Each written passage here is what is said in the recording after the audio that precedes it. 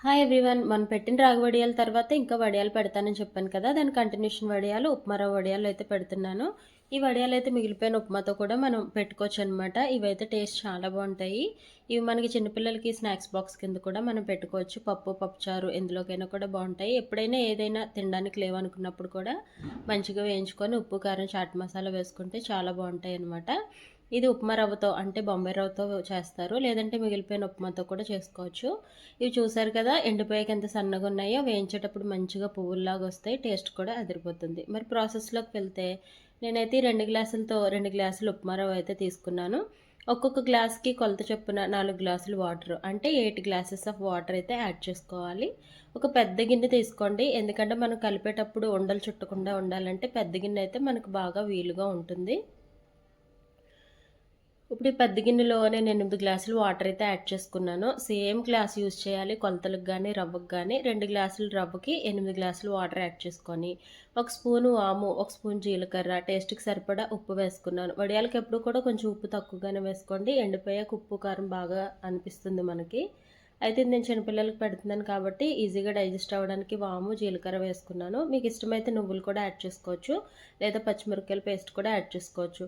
నేనైతే కొంచెం కలర్‌ఫుల్‌గా ఉంటుంది వైట్‌వి కదా అని చెప్పి ఎండుమిరపకాయని కోర్స్‌గా గ్రైండ్ చేసుకొని వేసుకున్నాను. కారం చూసుకొని వేసుకోండి. ఇప్పుడైతే బాగా మసులుతూ ఉన్నప్పుడు మనం ఇప్పుడు ఉప్మా రవ్వనైతే యాడ్ చేసుకోవాలి. 2 గ్లాసులు రవ్వైతే తీసుకున్నాను కదా!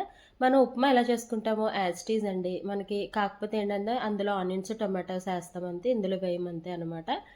సో, కాకపోతే ఏంటంటే ఇది మనకి కొంచెం లూజ్‌గా ఉన్నప్పుడే మనం ఏంటంటే జారుగా ఉన్నప్పుడే తీసేస్తాం చూసారా ఉప్మా కూడా ఎందుకంటే గట్టి పడుతుందని. సేమ్ అలాగే దీనికి కూడా మనం ఏంటంటే కొంచెం జారుగా ఉన్నప్పుడే వదిలేసుకోవాలి. సో, ఈ విధంగా మనం ఉండలు చుట్టకుండా ఒక చేత్తో తిప్పుకుంటూ, ఒక చేత్తో వేసుకుంటూ ఉండాలి. లో ఫ్లేమ్‌లో మాత్రమే పెట్టాలి ఈ విధంగా వేసేటప్పుడు. లేదంటే పెద్ద ఉండలా కట్టేస్తుందనమాట. ఆ తర్వాత తిప్పడానికి కూడా రాదు. సో, ఈ విధంగా మనకి మొత్తం పోసాక కూడా ఒక 5 మినిట్స్ ఈ విధంగా తిప్పుతూనే ఉండాలి. అప్పుడు ఉండలు చుట్టకుండా ఉంటుంది. ఒకసారి ఉప్పు చెక్ చేసుకోండి. సరిపోకపోతే ఇంకొంచెం యాడ్ చేసుకోవాలి. నేనైతే బాగా పల్చగున్నప్పుడే కట్టేసాను. ఒకవేళ మీరు గనక క్లాత్ మీద పెట్టుకుంటే మాత్రం ఇంకొంచెం చిక్కగా అయ్యే వరకు ఉంచుకోండి. నేను ప్లాస్టిక్ కవర్ మీద పెడుతున్నాను. సో, బాగా చల్లారిపోయాకైతే పెడుతున్నాననమాట. కవర్ మీద వేడివేడిగా ఉన్నప్పుడు అస్సలు పెట్టకూడదు. సో, అందుకని చెప్పి నేను బాగా చల్లారిపోయాక చూసారు కదా ఎంత పలుచగా తీసినా ఎంత గట్టిగా అయిపోయిందో. ఈ విధంగా అయ్యాక నేను పైకి తీసుకొచ్చాననమాట.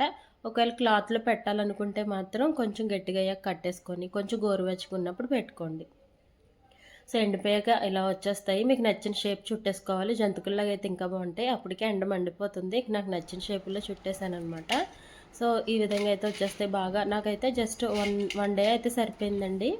అదే ఫ్యాన్ కింద కూడా పెట్టుకోవచ్చు ఈ వడియాలు. ఒక 2 డేస్ అయితే పడుతుందనమాట.